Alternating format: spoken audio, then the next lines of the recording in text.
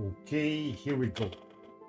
Today I want to make a video that's a little different than what I usually have done in this channel. I want to make a suggestion for a new rule set for Discord games using the Clockwork bot. And it relates to global sharing. So let's get started. This is what we'll address. We'll talk a little bit about naps, rule sets for naps, trading rules, binding and non-binding, the specific issue with global sharing, perpetuity and exit options, and then I'll present my suggestion, which separates ongoing trade agreements into binding and non-binding ones. Now, I'm an intermediate level player, at least that's what I consider myself. So the first three parts are more for newer people, so we are all acquainted with the same concepts. If you're a veteran, you can skip ahead. I'll include automatic chapters on YouTube. That way you can either click on the timestamp or use the progress bar to go to the relevant part. Okay, so what is a NAP? A non-aggression pact, I use the acronym NAP, is an agreement between two nations that prevents one nation from attacking each other. So during the NAP, you cannot do aggressive actions against each other. And it's usually for an indeterminate period of time, although players can agree in a multiplayer setting that's for a fixed number of turns.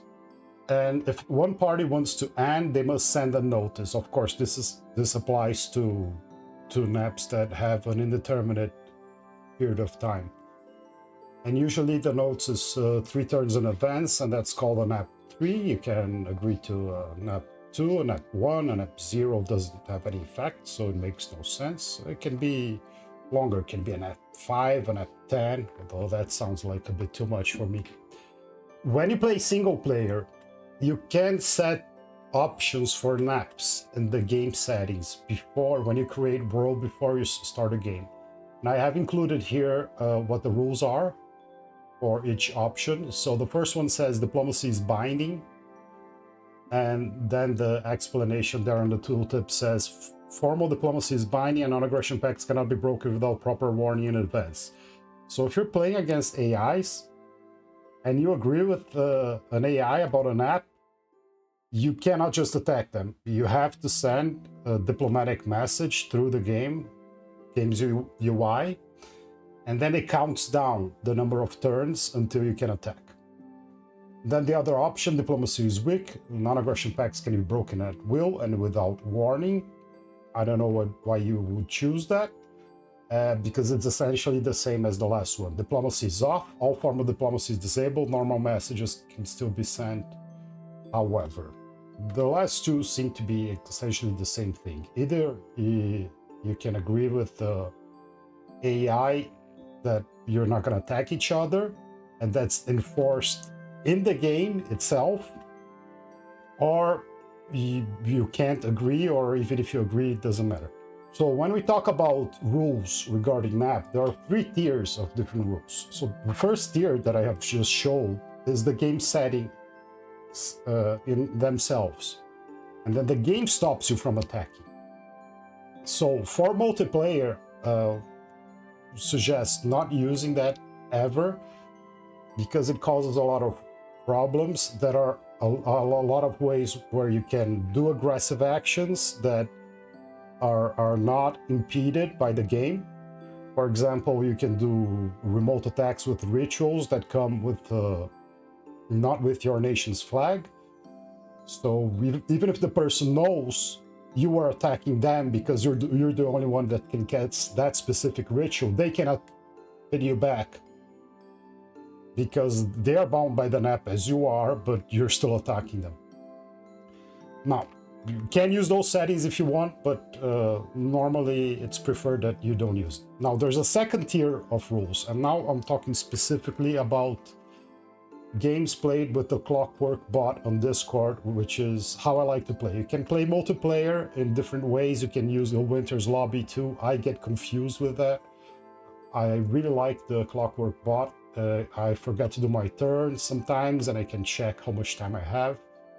For me, it works much better. So I'm using, for this presentation, I'm suggesting a rule set that applies to that. Now, on this second tier, the rules can make naps binding or non-binding. And I generally prefer if they are non-binding, because now it's not an issue of the game itself, but it's an issue where there are many cases where you might feel like you don't want to respect the nap anymore, or the nap doesn't work for you. For example, throne rushes, or you have a nap but somebody did something against your interest in a very powerful way, but it wasn't very clearly an aggressive action, and then you can choose to ignore it. That's a better way to play, I think, and a lot of people agree. Now, the third tier is social, reputational, or common understanding. And why did I include this? Because it's not because the first tier is non-binding and the second tier is non-binding that you shouldn't respect that, or people don't respect that in general. In general, people respect naps more than they don't, except for particular cases. And then there's the social and reputational aspect of it, but also a common understanding that you want to play the game for the game. You don't want to play the game necessarily to win without playing the game. And so that's a factor. So in each of these tiers, just because it's not binding doesn't mean it doesn't exist. So the rules in themselves are not the enemy in multiplayer dominions. You can't have no rules at all, because then at a fundamental level you wouldn't even have a game, because a game is a set of rules. And also, it is impossible to include rules, specific rules that catch every possible circumstance. And if you try to do that, you're just going to make things more complicated, and it's going to be a worse result overall. So the rules can be good. They have to address the situation which they want to regulate in a positive manner, and that doesn't mean having no rules or having as much rules as possible. Now, I have included here a typical rule set that I have seen being used in Discord games, and it goes a little bit like this. Trade involving gold or gems or items is binding, and diplomacy is not binding even if it involves trade of gems, gold, or items. Now, I think this is a good rule set, and trade is much easier to be binding because it's clear when you have to respect it. And I mean, essentially, you always have to respect it, and that's not the case with naps, because sometimes it is a valid way to play. It's in the community that you even though you have an app, you attack anyway. So here's a simple example of a binding trade. So in this case, one nation wants a dwarven hammer. They can't craft it because they don't have the paths. Another nation has the paths. So they sell the dwarven hammer for 15 gems. Now it's the same price as the dwarven hammer, but the crafter made a profit because he used the dwarven hammer to craft it. So he really only paid 13 gems and made a 2-gem profit there. Both parties are happy, and it's nice that this can be enforced by the game master. In extreme cases, if one party gives 15 gems, the hammer doesn't come back, they can pause the game, they can tell the other party to deliver their hammer, they can even go into the game with the master password and return the gems or transfer the hammer. It doesn't need usually to reach that point. Just the possibility of enforcement already encourages the parties to respect it, and it's very clear cut that it has to be respected. Now, I will already say something here that is important, because I'm going to discuss later ongoing agreements, and I'm going to separate them from instantaneous agreements. But the instantaneous doesn't mean in relation to time. What it means is that the agreement ends once the obligations are fulfilled. So in this example we're looking at, the party that gives the 15 gems, he doesn't need to receive the hammer on the same turn. The other party that's going to craft it can say, yeah, give me 2 or 3 turns, 4 max, and then I'll send the hammer back. Because he has other things he has to do, he has to organize, and he doesn't know exactly when his mage can stop to craft it. That's going to depend on other factors. Now, this type of agreement is not ongoing because it ends with the fulfillment of each of the parties' obligations. So it's going to end at the most in 4 turns when the crafter sends the hammer. When we talk about global sharing, it gets a little bit different, because now, for example, one of the nations wants to be part of Mother Oak, and this for any reason. It can be just to have the gems, to deny somebody else, to overcast. It can be some other ritual, but I'm using a very simple example with simple numbers just to explain what I mean. So one party here wants to participate in Mother Oak, and they send 25 gems to the caster. Now this party wants to participate but can't cast. The caster can cast, but each one of them puts 25 gems and they pull 50 together, and boom, they get the Mother Oak. The global enchantment's taking that slot. Now it's making 10 nature gems a turn, and they're splitting half and half, and the caster gets the entire profit from the cast in his game automatically every turn, so he doesn't have to do anything. The nature gems just appear there. The non-caster doesn't get it unless the caster pays. So this may sound obvious, but I promise it's relevant. So what we have here is the initial obligation is fulfilled, but then the non-caster has no ongoing obligations. Only the caster has ongoing obligations. And for how long? Well, that's the issue that we are going to address. So some people are more favorable to global sharing in general, and some people are less favorable to it. But before addressing what the issue is, we need to eliminate some arguments that I think are not very relevant to the discussion. And on the pro side, on people who like global sharing, some people will argue that if you make it non-binding, people are just going to get scammed. Well, as we already seen, that's not true, because naps are non-binding and they're respected most of the time. And there's other tiers of rules and tiers of consequences and common understanding that can make people respect them. So that doesn't really address the pro side correctly, in my opinion. On the con side, the less relevant argument is this: it's just too much Diplo. But that's more of a personal preference. It really isn't an argument against it, I think. You can choose not to do it, you can still play the game. Now, arguments that are more relevant, and I think that they address better the issue that each side of this argument has.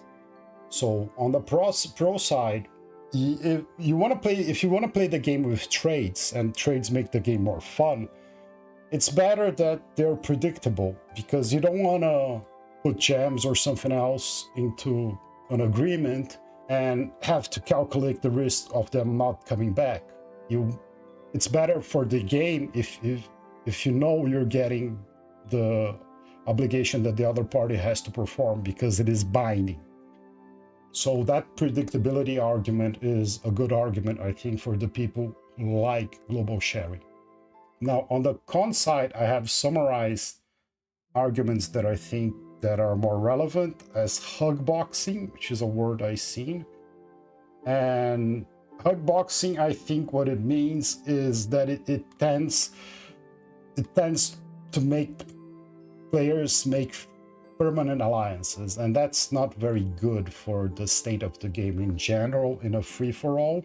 That's sort of where I am too. Personally, I'm more biased against it. To be more specific, what I think is that I don't like in general when the top players in the state of the game are cooperating against the smaller players. If everybody was playing for the state of the game, you would always be trying to work against the number one and also keeping an eye on number two. But if number two is having a sort of a permanent alliance due to global sharing or other things with player one, then there's no catch-up mechanism for nations going behind that are still behind. And then it seems like the fate of the game is already half decided, and why are you even playing at that point? But it's not the case that one argument is completely right and the other is completely wrong. Both have good points, and being able to separate the less relevant points from the more relevant points is important for understanding the crux of the issue. So now I have thought if there is a real-world example that we can look at, and there is the 1969 Vienna Convention on the Law of Treaties. Now, this is not the other Vienna Conventions. There are other Vienna Conventions. There's one of them that definitely does not apply to dominions. It would be ridiculous. Now, there are some people that say that international law doesn't apply ever anyway, but that's another discussion. Now, why am I bringing this here? Do I want to apply real world law to a game? No, that's not it at all. I just want to show that the idea I'm going to present is not something I pulled out of my head, out of the blue. It has some logic and it has some precedent behind it. So this treaty here is sort of a meta treaty because it's a treaty about treaties. This Article 56, it deals specifically when an agreement has no end date and one of the parties wants to end it, doesn't want to be part of it anymore. So it says, 56.1, a treaty which contains no provision regarding its termination and which does not provide for denunciation or withdrawal, this is like ending the NAP, is not subject to denunciation or withdrawal unless. So these are the cases where you can exit the agreement. A is it is established that the parties intend to admit the possibility of denunciation or withdrawal, or B, and this is the relevant one, that's why I highlighted it. A right of denunciation or withdrawal may be implied by the nature of the treaty, and then the rest doesn't matter. But you see that a lot of countries came together to make this meta treaty, and they had to use very general language because can you imagine like all the 200 countries in the world trying to have a common understanding about something? And this is what they came up with, that some treaties by their nature can be ended even if there is no end date. That's very broad. What does this mean in practice? Well, I found a case, and also again, you may ask, Jungleman, why you're bringing this? This is completely irrelevant to Dominions. I know. I'm just showing that the rule I came up with has some basis. That's all. I don't think this applies to Dominion at all, and we should be looking at real-world examples to make rules for Dominions. We should make them thinking about the game. Now, what happened here is the Democratic People's Republic of Korea withdrew from a human rights treaty, civil and political rights treaty in 1997. To do that, you send a notice to the Secretary General, which was the United Nations, which was Kofi Annan at the time. And he concluded that the DPRK could not withdraw from the treaty. And he circulated all the documents discussing this with the authorities in Pyongyang. And He included a document called Aide Memoire, which is sort of a legal opinion prepared by the UN's Internal Council. So the conclusion that this legal opinion reached is that the DPRK could not withdraw from the treaty. And to reach this conclusion, he analyzed the article we saw before. But to have a good rhetoric for this point, let me go back one slide. Let's look at 66(1)(b) again. A right of denunciation or withdrawal may be implied by the nature of the treaty. So if you want to argue that this is a treaty that the DPRK cannot withdraw from, it is a better argument if you show which are the cases that they could. On paragraph 6, general multilateral treaties provide for the codification or progressive development of general international law. The ICCPR falls into this category.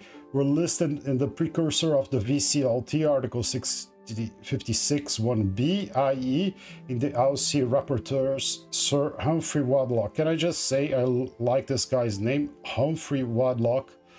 The next pretender I make, I'm gonna name him that. Maybe if it's a Sage or a Demilich.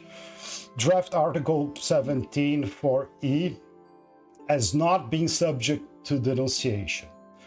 As examples, now this is the relevant part because this is going to say which agreements that are open-ended that you can leave. As examples of treaties that would be subject to denunciation, he listed commercial or trading treaties. So we can see here that ongoing treaties of a trading nature makes sense that one of the parties would be able to leave them, right? Of course, this wouldn't apply if one country wants to build a monument and is buying 50 blocks of stone from another, and then the second party doesn't deliver because they say, well, you know what, I don't think it's binding, I took your money, I don't want to give you the 50 blocks of stone. That doesn't matter because it's not an ongoing treaty. But if it is an ongoing treaty, then at least in this example, the UN Council thought you could leave. My suggestion is the same thing that we saw before, but I added an additional text in the middle. So it says, trade involving gold, gems, or items is binding. Ongoing trades with no time limit or no exit option are not binding. And of course, diplomacy is not binding even if it involves trades of gems or gold or items. Now, why did I say this type of global sharing is not binding?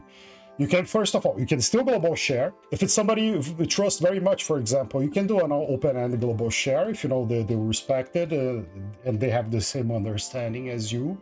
But if you put no time limit on it, if you make it forever, or if you don't put an option for them, for the caster to be able to exercise and leave and stop being forced to fulfill the monthly obligation, then it becomes non-binding. So it's a very narrow case. So here are the benefits. Like I said, you can still global share. Since the non-caster has no obligations after the initial pooling of gems, if he wants predictability, which he probably wants, if you're planning on doing this and you read these rules and you think about it for a few minutes and you're the non-casting party, you're gonna think, well, I need not to fall in the non-binding option. How do I not fall in the non-binding option? You can either add a time limit or you can add an exit option. So he will want to add those extra clauses, either one of them. And the caster, he is protected